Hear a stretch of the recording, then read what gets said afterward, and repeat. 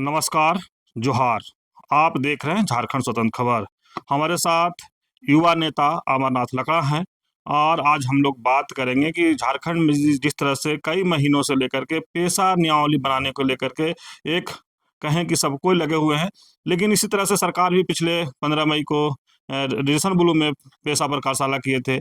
अभी 3-4 दिन पहले कांग्रेस पार्टी के लोग उसमें झारखंड के प्रभारी जो है के राजू शामिल थे और कांग्रेस के जितने मंत्री थे और विधायक थे वो भी शामिल थे, उनके कार्यकर्ता भी शामिल थे। उसमें अमरनाथ लकड़ा जो है कांग्रेस कार्यकर्ता नहीं लेकिन सामाजिक कार्यकर्ता के तहत, युवा नेता के तहत उस कार्यशाला में शामिल थे।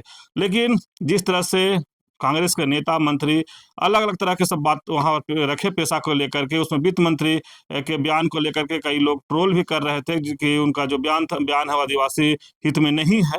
तो तमाम बात हम जानेंगे अमरनाथ से और जानेंगे क्योंकि जो कार्यशाला में जो लोग कहे या वित्त मंत्री कहे उसको कैसे देखते हैं, या फिर पेशा में जिस तरह से सब अलग अलग बयान दे रहे हैं तो क्या पेशा लागू होगा पेशा नियमावली, या फिर इस तरह से और समय लगेगा। तो जोहार। जोहार जोहार। पेशा कार्यशाला जो कांग्रेस की है तो उसको कैसे देखे, वहाँ जो बयान भी सब जो दिए वो भी आप देख के सुने और वित्त मंत्री जो बयान दिए वो भी सुने, कैसा लगता है पेशा लागू होगा या फिर इस तरह से टाल मटोल होगा? देखिए, जैसे कि आप पहले बताए और हम उस समय भी शामिल हुए थे, हम भी मई में जो हुआ था रेडिएशन ब्लू में कार्यशाला, उस समय भी वही ड्राफ्ट लेकर सरकार या कांग्रेस पार्टी के लोग भी, मंत्री लोग भी लेकर आए थे। परसों को जो 3 दिन पहले जो कार्यशाला हुआ उसमें भी सेम उसी ड्राफ्ट को ही लेकर आए हैं। तो कोई संशोधन पिछले 1 महीना में उसमें या कोई सुझाव को उसमें डालने की कोशिश अभी तक उसमें नहीं हुई है पिछले 1 महीने में। जो अभी हाल में हुआ जो कार्यशाला 3 दिन पहले, उसमें बहुतों ने बहुत अच्छे-अच्छे सुझाव दिए, लेकिन बहुत सारे मंत्री या नेता ये बात बोल रहे थे कि लगभग जो ड्राफ्ट है वो 80% ठीक है, 20% संशोधन करने की ज़रूरत है। तो मैं उस बात को नहीं मानता हूँ। मेरा मानना है कि जो ड्राफ्ट है वो पूरी तरह से गलत है, क्योंकि ड्राफ्ट को सबसे पहले तो जेपीआरए 1 को बेस बना के बनाया गया कि हर कुछ में जेपीआरए को रेफरेंस में रखा गया है। मतलब माई बाप जेपीआरए है, पेशा उसका मतलब एक तरह से औलाद है, जो भी बोल दीजिए, गोद लिया हुआ बच्चा। दूसरी बात है कि वहाँ पे चूंकि अनुसूचित क्षेत्र में अगर पेशा कानून की कल्पना करते हैं तो सिर्फ इसलिए करते हैं कि आदिवासी क्षेत्र में, आदिवासी बहुल क्षेत्र में आदिवासी को अधिकार मिले अपना ग्राम सभा को चलाने का। लेकिन जो ड्राफ्ट है उसमें ये प्रावधान ऐसा भी डाल दिया इन लोगों ने कि जो ग्राम का प्रधान होगा, जो मुंडा मान की या जो भी होगा, वो चाहे तो किसी को नॉमिनेट कर सकता है, किसी को सेलेक्ट करके वहाँ पे अपने जगह पे बैठा सकता है, और वो जरूरी नहीं है कि आदिवासी ही हो। मतलब जिस तरह से सीएनटी एक्ट में एक सफेद पट्टा सादा पट्टा का एक व्यवस्था, छोटा सा लूप होल छोड़ दिया गया था, जिसकी वजह से पूरा का पूरा रांची बिक गया आज के डेट में, वही लूप होल, वही एक छोटा सा जगह छोड़ा गया है वहां भी कि आदिवासी के अलावा भी दूसरे लोग भी ग्राम सभा का अध्यक्ष बन सकते हैं। कैसे?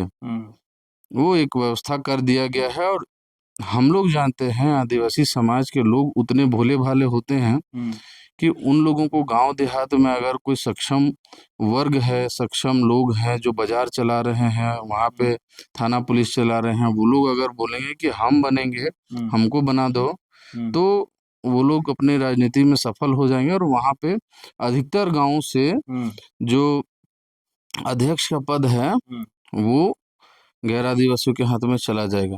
मेरा किसी से कोई विरोधाभास नहीं है, लेकिन सीधा सा बात कहना है कि जिसका घर है मुखिया उसी को होना चाहिए। अगर अनुसूचित क्षेत्र है तो वहाँ पे मुखिया हेड जो है, मुखिया नहीं मतलब शाब्दिक रूप से बोल रहा हूँ, पर जो ग्राम सभा का अध्यक्ष है वो आदिवासी होना चाहिए, ये मुझको लगता है। लेकिन दादा जिस तरह से वित्त मंत्री का बयान सुने उस पर आप क्या कहें? देखिए, पहले से ही ड्राफ्टिंग मुझको तो आधा अधूरा लग रहा है, उल्टा सीधा।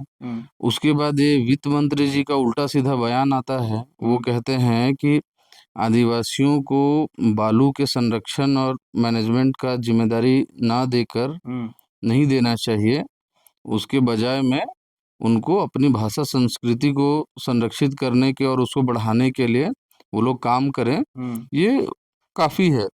तो उनका ये बयान मुझको बहुत वाहियात लगता है।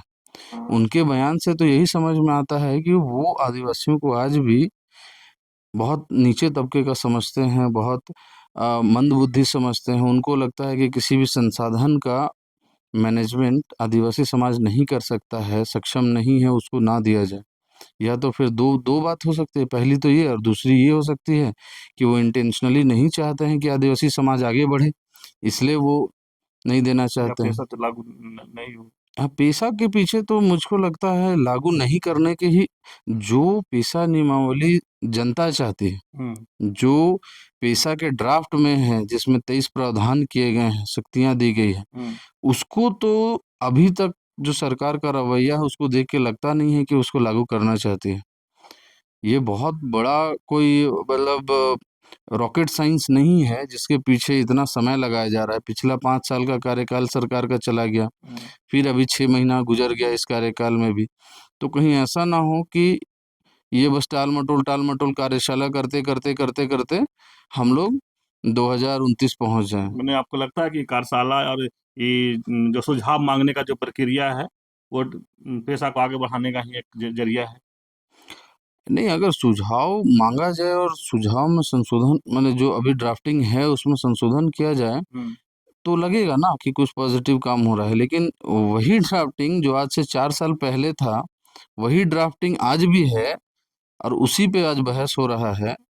तो मुझको नहीं लगता है कि सरकार की मंशा बहुत साफ़ है इसमें। साफ़ होती तो कुछ ना कुछ अमेंडमेंट, कुछ ना कुछ सुधार उसमें इन पिछले 3-4 सालों में होता।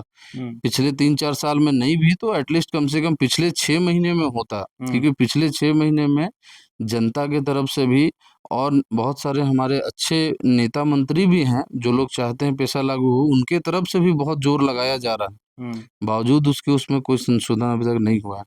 मने तो पेशा के राजू कह रहे हैं कि पेशा यहाँ ऐसा लागू करें कि एक इतिहास होगा देश में, एक ये होगा, नहीं, एक ना। बिल्कुल, हम लोग भी वैसे ही चाहते हैं। हम लोग भी चाहते हैं कि इतिहास हो, लेकिन इतिहास 2 तरह का होता है। एक इतिहास होता है जिसमें किसी देश की समृद्धि, किसी राज्य की समृद्धि का इतिहास होता है कि इस वजह से, इस जगह से वो लोग यहाँ चले गए, यहाँ पहुँच गए, ऐसा कर लिया उन लोगों ने। और एक इतिहास होता है विनाश का।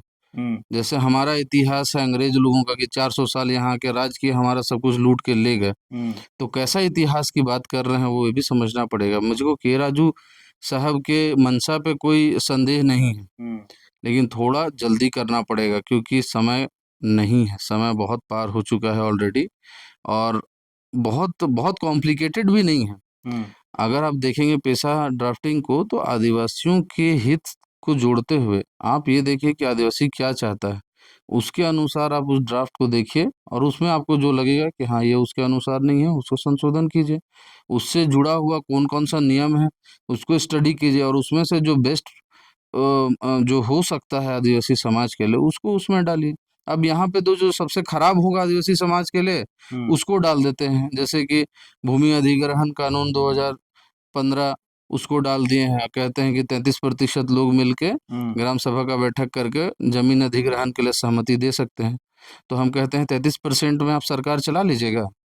तो सही आप सरकार भी जब आपका 33% में नहीं चलता है, तो अब जमीन अधिग्रहण के लिए, उस जमीन के अधिग्रहण के लिए जिसके लिए आदिवासी समाज सदियों से लड़ता आया है, 200-300 साल से लड़ रहा है, कितने पुरखे हमारे वीरांगित हो गए, मतलब वीर गति को प्राप्त कर गए, अमर हो गए और आज आप कहते हैं कि उसी जमीन को इतनी आसानी से दे दे आदिवासी समाज, तो ये तो संभव नहीं है। दादा एक प्रदीप टोप्पो हैं, जी। उनका एक आया है कि कांग्रेस का पेशा कानून का ड्राफ्टिंग चर्च द्वारा प्रायोजित है।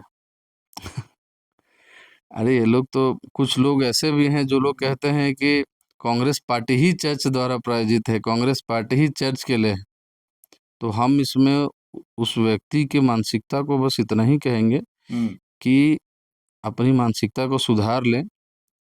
जो पॉजिटिव काम हो रहा है, उसमें सकारात्मक इनपुट दीजिए, सकारात्मक ऊर्जा लगाइए।